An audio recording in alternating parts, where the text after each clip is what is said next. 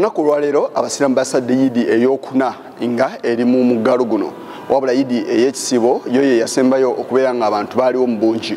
Wabula okweyawukanako ne ku Yidi endala ezasooka.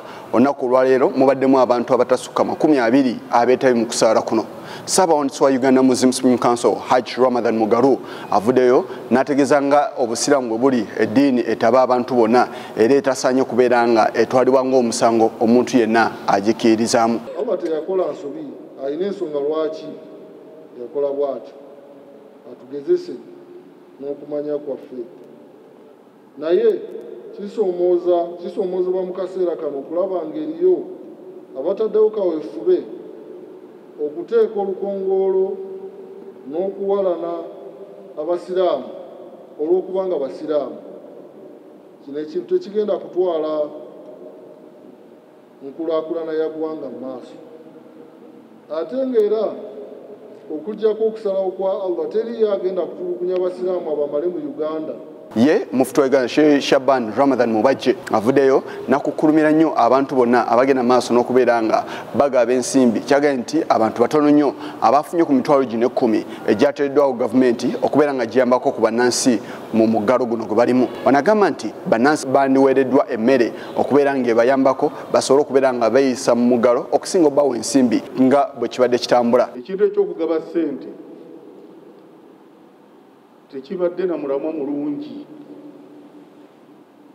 era tekikoze ekyo kyali kisuubirwa. Bantu batono nnyo b'obuuza n'agamba nti yafunye ku ssente, kubanze wenjogerera wano sinaba kuwulira agamba nti nazifunye. Nakoma okuwulira ezaali ku TV ku mitimbagano nga bakubya amasimu oli n'agamba nti nzifunye, naye batono nnyo. Ensonga eyo nkulu nti ekintu kasa kitandika okuyingira mu ssente, abazaagala ssente ewooma nnyo. Tukubiriza gavumenti ekyuseemu ekole ekyo kye yakola ku mulundi guli ogwa lockdown eyasooka.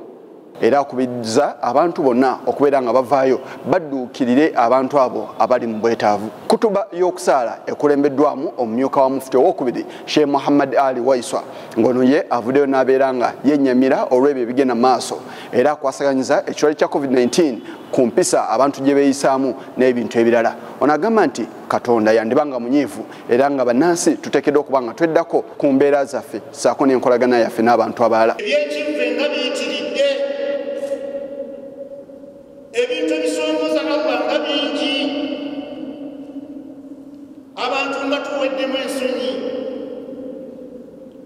abantu nga tetukyalina magezi, buli omu akola ky'aba alabye.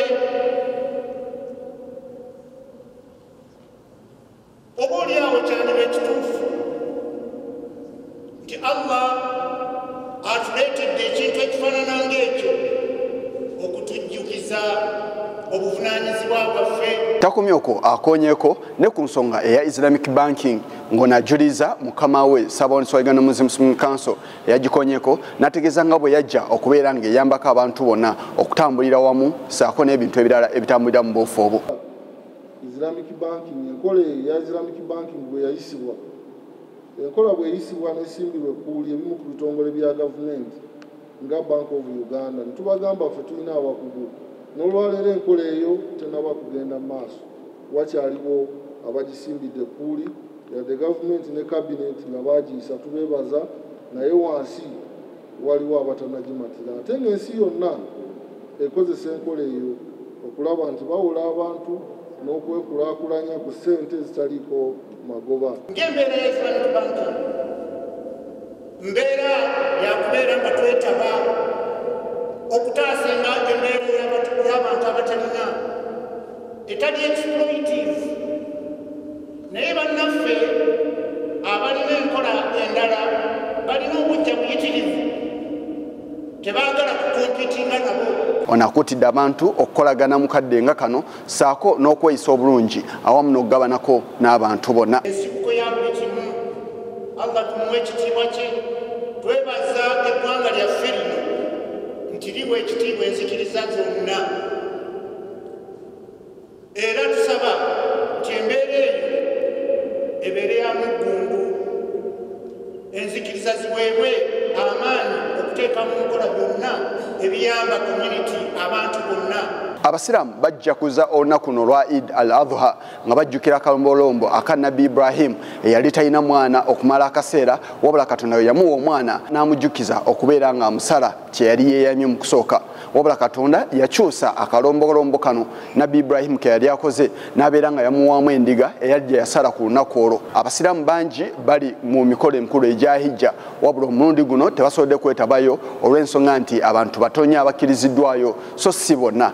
Era Uganda yemu kwezi ensi ezitasobodde kusindikayo omuntu yenna kugenda gikiikirira. The government of Saudi Arabia allows people from outside the country with condition is set as it has done to the residents within Saudi Arabia to enable people coming from outside Saudi Arabia to perform Hajj, however little the number could be. Yes, Chigongo kuba Channel 44 Oregolo wano ku muzikiti omukulu mu ggwanga Kasozi Kampala mukadde.